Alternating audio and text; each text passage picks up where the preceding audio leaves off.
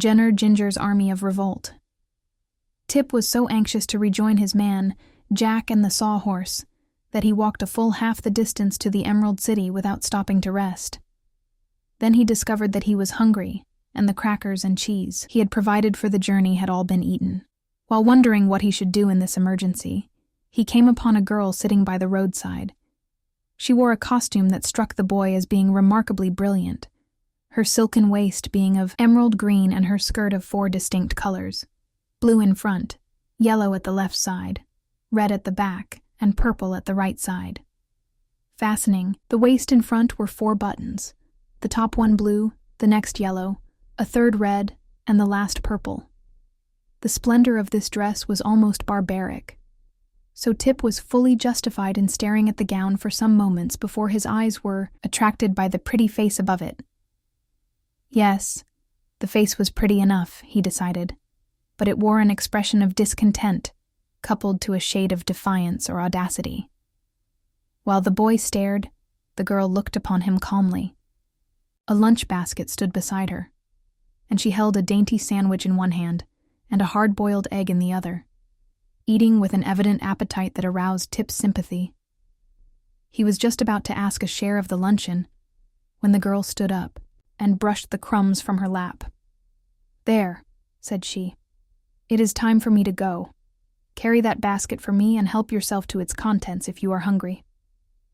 Tip seized the basket eagerly and began to eat, following for a time the strange girl, without bothering to ask questions. She walked along before him with swift strides, and there was about her an air of decision and importance that led him to suspect she was some great personage.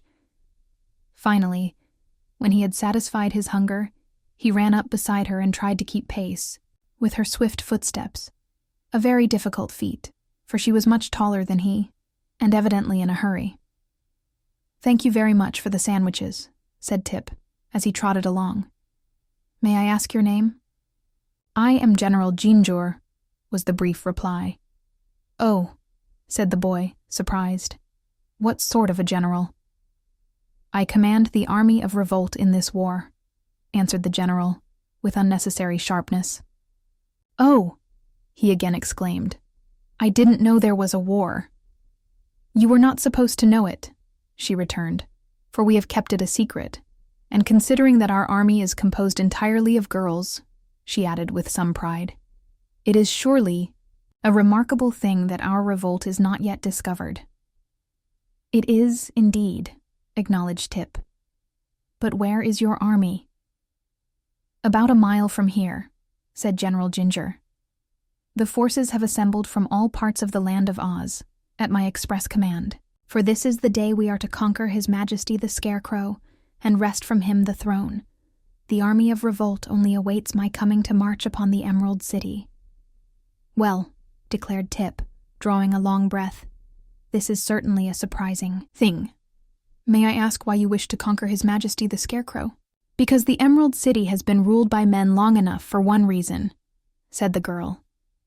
"Moreover, the city glitters with beautiful gems, which might far better be used for rings, bracelets, and necklaces, and there is enough money in the king's treasury to buy every girl in our army a dozen new gowns. So we intend to conquer the city and run the government to suit ourselves." Jinjur spoke these words with an eagerness and decision that proved she was in earnest. "But war is a terrible thing," said Tip thoughtfully. "This war will be pleasant," replied the girl cheerfully. "Many of you will be slain," continued the boy in an awed voice. "Oh no," said Jinjur. "What man would oppose a girl or dare to harm her? And there is not an ugly face in my entire army."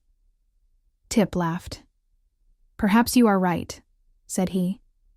"But the guardian of the gate is considered a faithful guardian, and the king's army will not let the city be conquered without a struggle." "The army is old and feeble," replied General Jinjur scornfully. "His strength has all be a use to grow whiskers, and his wife has such a temper that she has already pulled more than half of them out by the roots." When the wonderful wizard reigned, the soldier with the green whiskers was a very good royal army, for people feared the wizard. But no one is afraid of the Scarecrow, so his royal army don't count for much in time of war. After this conversation, they proceeded some distance in silence, and before long reached a large clearing in the forest, where fully 400 young women were assembled. These were laughing and talking together, as gaily as if they had gathered for a picnic instead of a war of conquest. They were divided into 4 companies, and Tip noticed that all were dressed in costumes similar to that worn by General Jinjur. The only real difference was that while those girls from the Munchkin country had the blue strip in front of their skirts, those from the country of the Quadlings had the red strip in front, and those from the country of the Winkies had the yellow strip in front, and the Gillikin girls wore the purple strip in front. All had green waists, representing the Emerald City they intended to conquer, and the top button on each waist indicated, by its color, which country the wearer came from. The uniforms were jaunty and becoming, and quite effective when massed together. Tip thought this strange army bore no weapons whatever, but in this he was wrong. For each girl had stuck through the knot of her back hair 2 long, glittering knitting needles. General Jinjur immediately mounted the stump of a tree and addressed her army. "Friends, fellow citizens, and girls," she said, "we are about to begin our great revolt against the men of Oz. We march to conquer the Emerald City, to dethrone the Scarecrow King, to acquire thousands of gorgeous gems, to rifle the royal treasury, and to obtain power over our former oppressors." "Hurrah," said those who had listened. But Tip thought most of the army was too much engaged in chattering to pay attention to the words of the general. The command to march was now given, and the girls formed themselves into 4 bands, or companies, and set off with eager strides toward the Emerald City. The boy followed after them, carrying several baskets and wraps and packages, which various members of the Army of Revolt had placed in his care. It was not long before they came to the green granite walls of the city, and halted before the gateway. The guardian of the gate at once came out and looked at them curiously, as if a circus had come to town. He carried a bunch of keys swung round his neck by a golden chain. His hands were thrust carelessly into his pockets, and he seemed to have no idea at all that the city was threatened by rebels.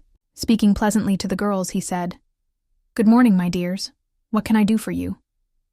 "Surrender instantly," answered General Jinjur, standing before him and frowning as terribly as her pretty face would allow her to. "Surrender," echoed the man, astounded. "Why, it's impossible. It's against the law. I never heard of such a thing in my life." "Still, you must surrender," exclaimed the general fiercely. "We are revolting." "You don't look it," said the guardian, gazing from one to another admiringly. "But we are," cried Jinjur, stamping her foot impatiently. "And we mean to conquer the Emerald City." "Good gracious," returned the surprised guardian of the gates. "What a nonsensical idea! Go home to your mothers, my good girls, and milk the cows and bake the bread. Don't you know it's a dangerous thing to conquer a city?" "We are not afraid," responded the general. And she looked so determined that it made the guardian uneasy. So he rang the bell for the soldier with the green whiskers, and the next minute was sorry he had done so. For immediately he was surrounded by a crowd of girls who drew the knitting needles from their hair and began jabbing them at the guardian with the sharp points dangerously near his fat cheeks and blinking eyes. The poor man howled loudly for mercy and made no resistance when Jinjur drew the bunch of keys from around his neck. Followed by her army, the general now rushed to the gateway, where she was confronted by the Royal Army of Oz, which was the other name for the soldier with the green whiskers. "Halt!" he cried, and pointed his long gun full in the face of the leader. Some of the girls screamed and ran back, but General Jinjur bravely stood her ground and said reproachfully, "Why, how now? Would you shoot a poor, defenseless girl?" "No," replied the soldier, "for my gun isn't loaded." "Not loaded?" "No, for fear of accidents. And I've forgotten where I hid the powder and shot to load it with. But if you'll wait a short time, I'll try to hunt them up." "Don't trouble yourself," said Jinjur cheerfully. Then she turned to her army and cried, "Girls, the gun isn't loaded!" "Hooray!" shrieked the rebels, delighted at this good news. and they proceeded to rush upon the soldier with the green whiskers in such a crowd that it was a wonder they didn't stick the knitting needles into one another. But the royal army of Oz was too much afraid of women to meet the onslaught. He simply turned about and ran with all his might through the gate and toward the royal palace, while General Jinjur and her mob flocked into the unprotected city. In this way was the Emerald City captured without a drop of blood being spilled. The army of Revolt had become an army of conquerors,